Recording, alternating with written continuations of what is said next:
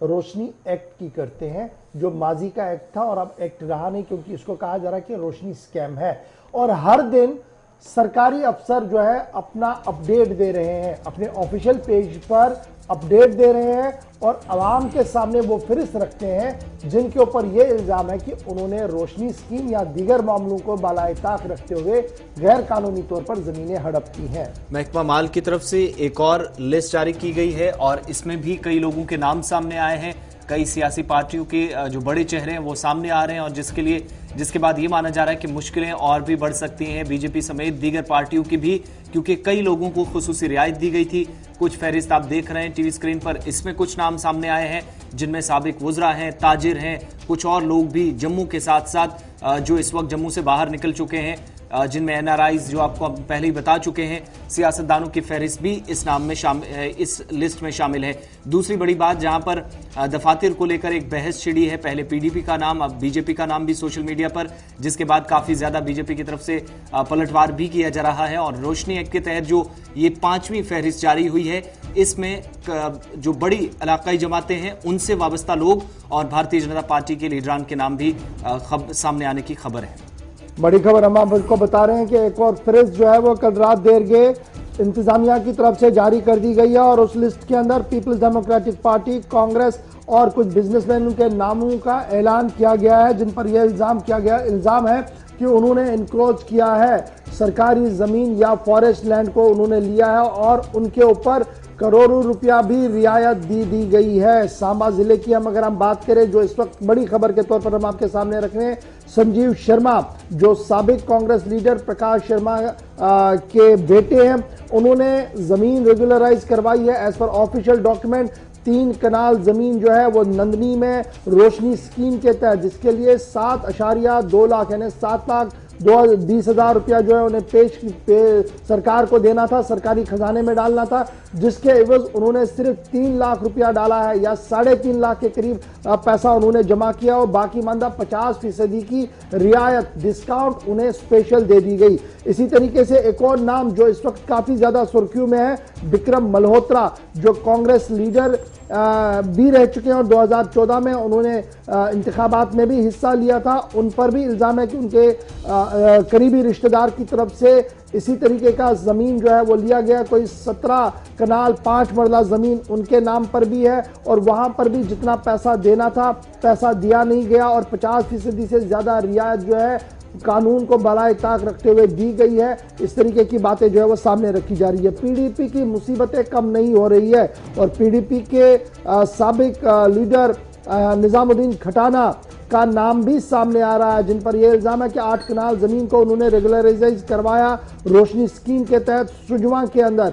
और सज्जाद चौधरी एक बड़े बिजनेसमैन के नाम भी सामने आया, जिन पर यह कहा गया कि 20 कनाल जमीन उन्होंने स्टेट की रेगुलराइज करवाई जम्मू के अंदर और रोशनी स्कीम का फायदा जो है वो उन्हें मिला। इसके अलावा तहसीलदार, साबिक आईजीपी अफसर, पुलिस अफसर और रेवेन्यू डिपार्टमेंट के बहुत सारे लोगों के नाम एक तरफ से जारी हो रहे हैं और दूसरी तरफ से किसानों के नाम भी जारी किए गए हैं, जिन किसानों के अंदर नाम एक वायरल हो रहा है कविंदर गुप्ता का। अब हम बात करेंगे क्योंकि बहुत ज्यादा इंपॉर्टेंट है। कविंदर गुप्ता बीजेपी के आइकनों में माने जाते हैं जम्मू कश्मीर के अंदर और फॉर्मर डिप्टी चीफ मिनिस्टर के ओहदे पर भी फाइज रह चुके हैं। इनसे बराह रास्त गुफ्तगू करते हैं, जानने की कोशिश करते हैं ये जो खबरें कल से वायरल हो रही है कितनी सदाकत, कितनी सच्चाई इसमें है। कविंदर गुप्ता जी बहुत शुक्रिया सर ज्वाइन करने के लिए। रोशनी स्कीम को लेकर अब डॉक्यूमेंट्स वायरल हो रहे हैं, सरकार खुद अपलोड कर रही है और उन अपलोड्स को अब जब खोल के देखा जाता है तो हजारों नाम जो है वो अभी तक सामने आ रहा है। आपका भी कल से काफी नाम चल रहा है और आप पर भी ये इल्जाम लगाया जा रहा है कि आपने भी सरकारी तंत्र का फायदा उठाते हुए रोशनी स्कीम के तहत जमीन को लिया है और फिर सरकार को जितना पैसा देना था वो नहीं गया है। देखिए, ये बिल्कुल फेक न्यूज है। कविंदर गुप्ता के पास कोई ऐसी जगह नहीं है। मैं 100 करोड़ का दावा करूंगा जिन लोगों ने ये फेक न्यूज फेसबुक पर डाली है और ये कौन डुग्गर प्रदेश के नाम से कोई फेसबुक नाम से जो चल रहा है, ये बिल्कुल गलत है। मेरी कोई जमीन नहीं है। ना कोई उसमें मैंने नाम पढ़ा है सरकारी लिस्ट में, जब कोई नाम ना इस प्रकार का आया है। लेकिन कुछ लोग इलेक्शन के चलते हुए इस प्रकार की भ्रांतियां फैलाने चाहते हैं। कविंदर गुप्ता का जो दामन है बिल्कुल पाक है, साफ है। ना तो मैं इस प्रकार की कोई आज तक मैंने किया है और ना करूंगा। कविंदर जी, क्या आप ये कह रहे हैं कि जिस नाम को लेकर वो चला रहे हैं वो आप नहीं है, वो कोई और है, और पॉलिटिकल स्टंट के तौर पर आपके नाम को सामने रखा जा रहा है?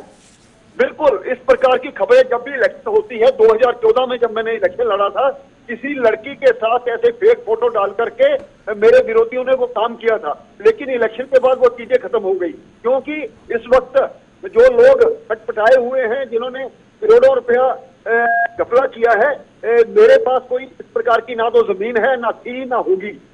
तो क्या आपकी तरफ से कोई कार्रवाई की जाएगी उन लोगों के खिलाफ जो सोशल मीडिया पर इस तरीके से कार्रवाई की प्रचार जाएगी? करें? जो लोग इस प्रकार की फेक न्यूज है उन पर मैं दावा करूंगा, और मेरे नाम को बदनाम करने का जो साजिश है, कोशिश की जा रही है, उस पर एक्शन करूंगा मैं।